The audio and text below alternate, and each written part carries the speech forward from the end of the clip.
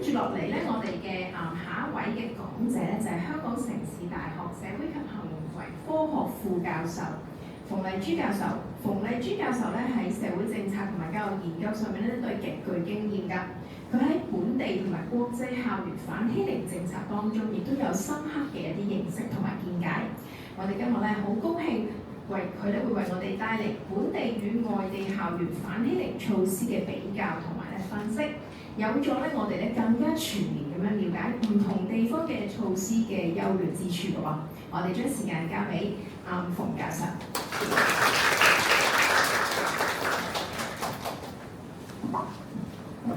首先咧，我多謝咧幼聯嘅總幹事陳女士啦，多謝你邀請我，係啦，咁我仲有方議員啦，Patrick 校長，仲有校長都係校長㗎，咁啊多謝你哋邀請我啦。咁咧其實咧我好開心啊，因為今日咧就係別具意義嘅係一個國際反欺凌日嗬。咁其實咧唔知大家知唔知我叫咩名？好多時咧去覆診啊、睇醫生啊、攞車牌啊，第一個人嗌我馮麗妹，我係我，所以咧我由細到大咧都俾人欺凌慣嘅，我好明咩叫受害者嘅感受。咁我細個嘅時候係點樣俾人欺凌咧？就係個部首喎。嗱，好多時咧佢哋會有啲企人邊啦，唔知大家知唔知咧即係咩意思啦？即係侏儒啊，咁有啲咧就係蟲字邊啦，係嘛？即係蜘蛛啊咁樣啦。最陰毒嗰個知唔知咩邊？我試過言字邊，豬狗捉個豬，係啊。咁所以咧，我好明啊嚇。咁我好開心啊，即係能夠喺今日裏面分享。其實咧，我唔係專家嚟㗎，嗰個即係啲措施啊、啲政策，我唔係專家。不過我喺香港咧，我真係做咗好多學校，我做咗200幾間學校。咁你喺 Google 裏面執乜數嘅時候咧，我大部分嘅學校咧，我都到訪過。咁如果係真係做嘅話咧，我都做咗200幾間中小學，而家做埋幼稚園啦。咁即係做咗10間幼稚園嚇。咁開始一個新嘅領域。係啦，咁我係馮麗珠啦。咁我淨係識呢一樣嘢，即係 school bullying，我乜都唔識㗎。係啊，咁我做咗20幾年㗎 school bullying 嚇。所以咧我會覺得咧，即係好感恩啦，即係上帝呼召我去做呢一個題目咧，係即係幫一啲和諧嗰個氣氛建立喺個校園裏面嚇。咁我覺得係好重要㗎。咁我哋香港，你估香港嗰個問題校園欺凌嚴唔嚴重啊？喂，如果話俾你聽，72個國家地區，你覺得咧香港排幾啊？第1。哇，好犀利啊！程總監話第1喎，大家認唔認同啊？我冇第1咁嚴重，冇啊嗬？你覺得？大概30幾咯嗬，中間度啦係嘛？仲有冇啊？有啲會覺得仲要即係應該都差過人哋少少啫，唔係咁差啊嘛咁樣嚇。好啦，咁程總幹事就好叻，喺第1嘅。原來喺2017年咧，曾經我哋咧係佔榜首嘅，係全世界72個國家同埋地區係佔第1嘅。咁原來好多人都唔知㗎。其實咧嗰陣時咧，我啱啱咧就係社署咧就委任咗我，真係好多謝署長嚇，委任咗我咧就做咗一個咧係學童自殺嘅召集人。咁我做咗6年嘅，咁咧就係坐緊一個 board 咧就係叫兒童死亡檢討委員會。我要睇晒嗰6年咧自殺嗰啲細路仔，18歲入校，最細嗰個7歲，最細嗰個。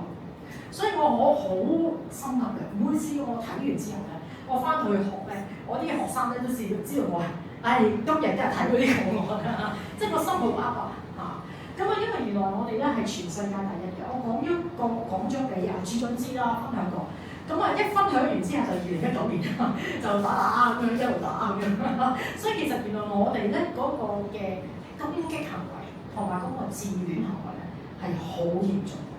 其實係自戀嚇，其實咧我有少少分別嘅，即係嗰個界定咩叫欺凌嚇。咁欺凌咧其實咧有啲叫小霸王啊，小霸王係咩啊？因為佢自戀，我講嘅嘢一定啱，你講嘅嘢你唔聽我講你就錯，你就同我敵對。另一種咧，佢唔係欺凌人嘅，佢係乜嘢？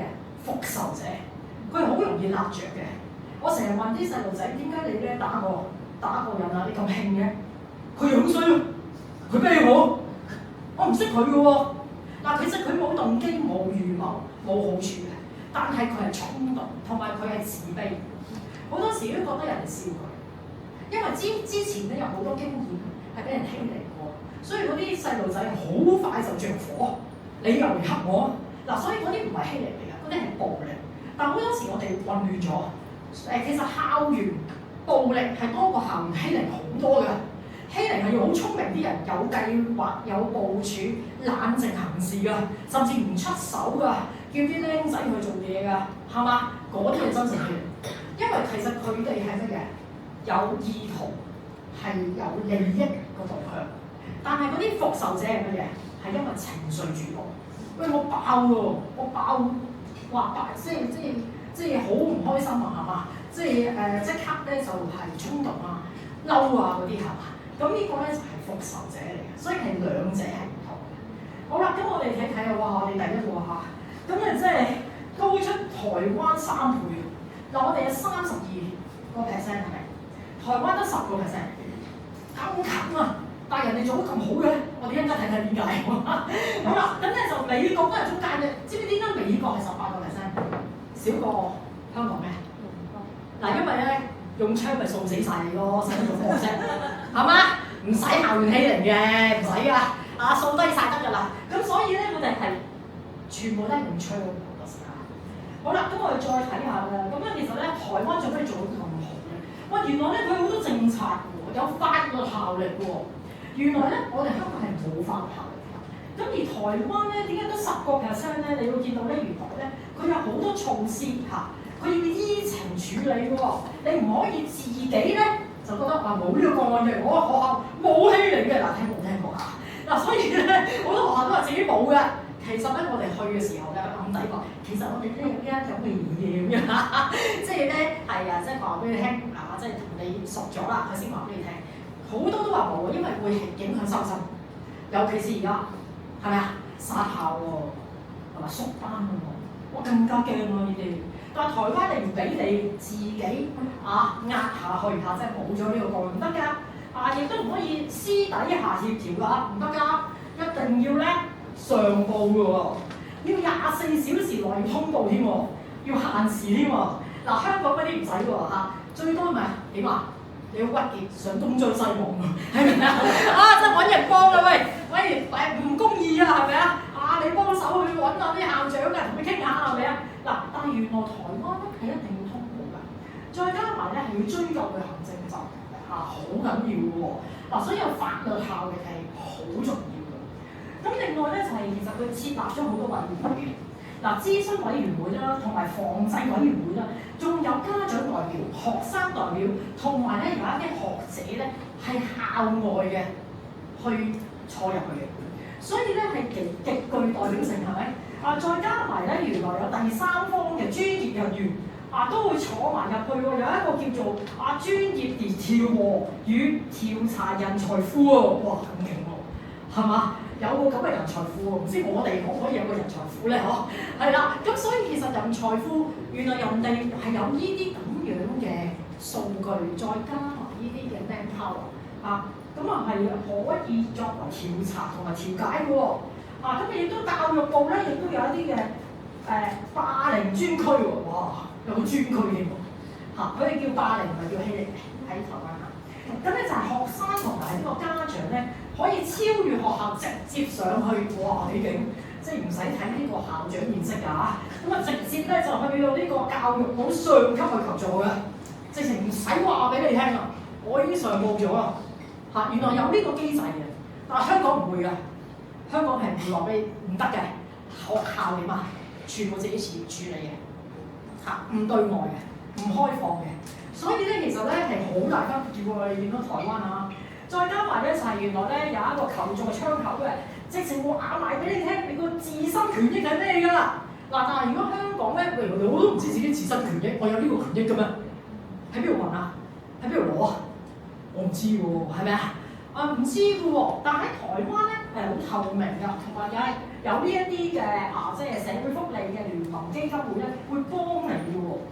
再加埋咧就係咧有個校園申訴喎，有個案咧嘅協作機制嘅。咁所以你可以提出申訴同埋法律行動喎，好嚴重嘅喎，可以係咁如果你發覺咧話個學校喂真係唔係咁公平處理喎，咁你就可以咧去到官方有個外部監督嘅壓力俾佢嘅，幾犀利係咪？有人監管你嘅係咪？但係香港係冇嘅喎。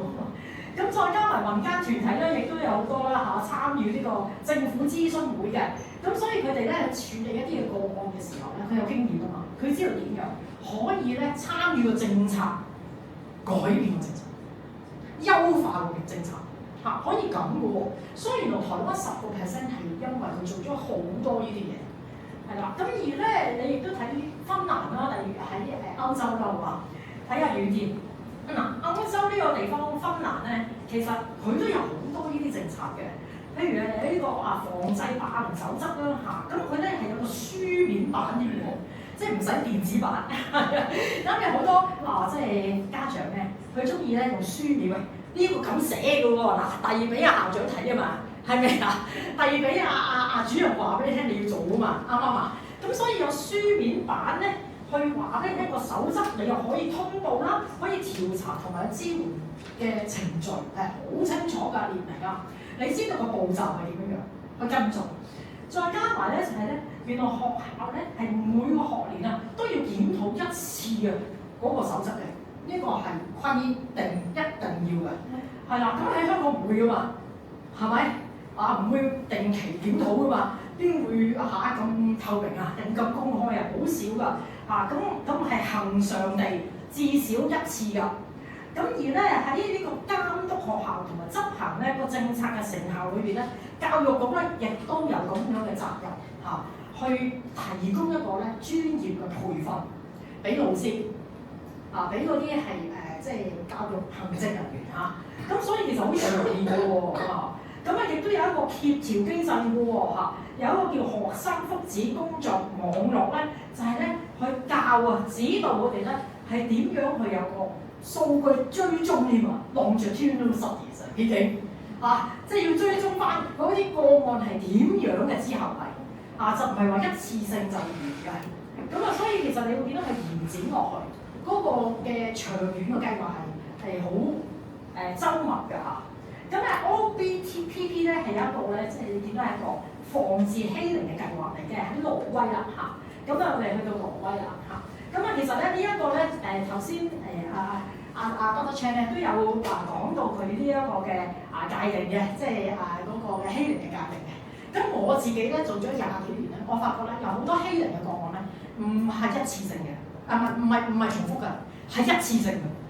有啲細路係好醒嘅但係嗰次咧就好金嘅，係啊。咁唔通佢唔係欺凌咩？唔係喎不過佢好金啫嘛嗰次一次咁你就死啦嗰次咁所以咧，我哋就會睇翻咧，係佢個內在嘅動機，佢係嗰個嘅個人嗰個成長嘅背景，同埋佢嗰個情緒個反應係點樣所以我哋要睇翻佢係咪真正嘅小霸王欺凌者定話佢係復仇者？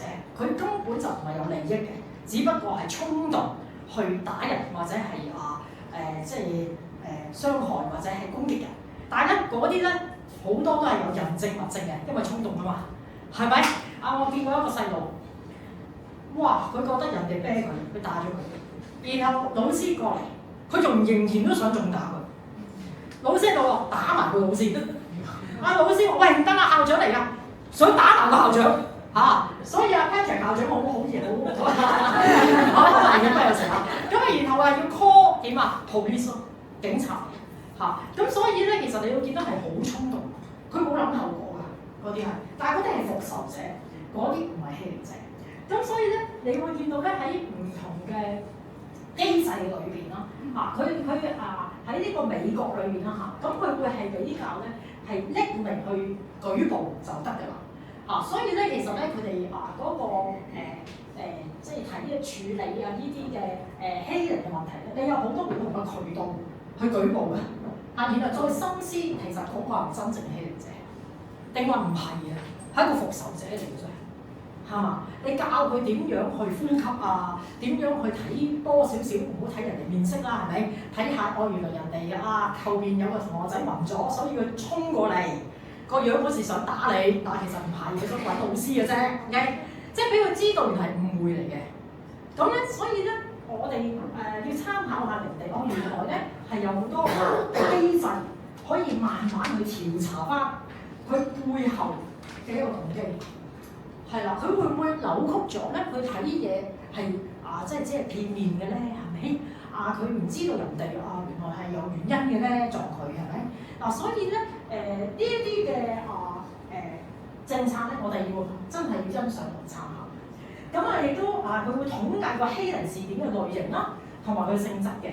要定期呈報嘅喎，又係要定期喎。你唔可以咧，即係阿馬底嘅喎，唔得嘅喎。